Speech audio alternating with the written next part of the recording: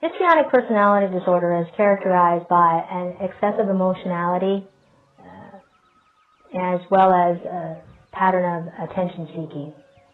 It's important to note that the attention-seeking doesn't have to all be good attention. Patients with histrionic personality disorder often operate that any attention is better than no attention at all. A person with histrionic personality disorder is going to be attention-seeking, and that attention does not have to be good attention. It can be bad attention. Any attention at all is better than none. They need to be the center of attention. They will constantly be drawing attention to themselves. They will make scenes, create, uproar. They're often quite seductive and coquettish.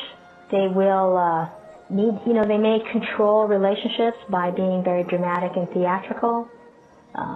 They can appear very needy and dependent.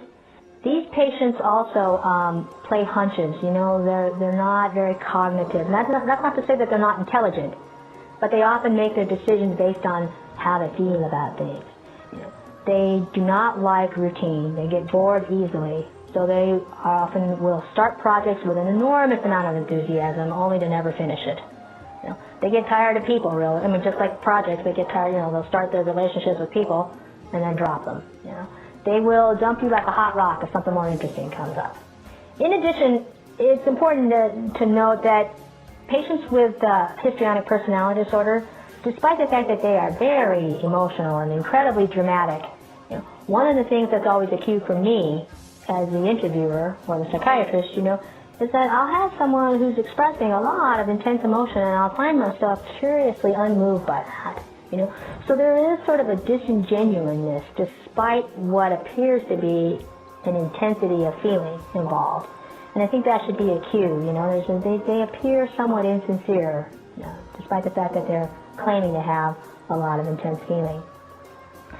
And that would apply to their relationships with people as well. They often will, tell you that they'll characterize relationships as much more intimate than they actually are. In other words, you'll be talking to someone and they'll go, "Oh, she's totally like my best friend," and you just met her last week. It is thought to be much more common in women than men, and that may just be a social thing, is that women can act like that and get away with it a little more easily than men. I think the dangers of this disorder is that, despite the fact that these patients really do crave intimacy and closeness with other people, is that by virtue of their personality disorder, they're never going to get that. People kind of tire of their theatrics after a while, and their what appears to be apparent disingenuousness. Occupationally, I guess it might be possible for them to function quite well if that sort of theatrical drama was required by the job, or they had a job in which their behavior was tolerated somewhat.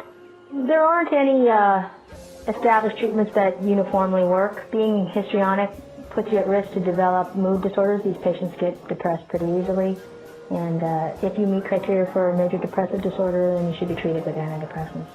But I think the major treatment would be insight-oriented psychotherapy, trying to get the person to develop some insight into the link between their behavior and people's reactions to them.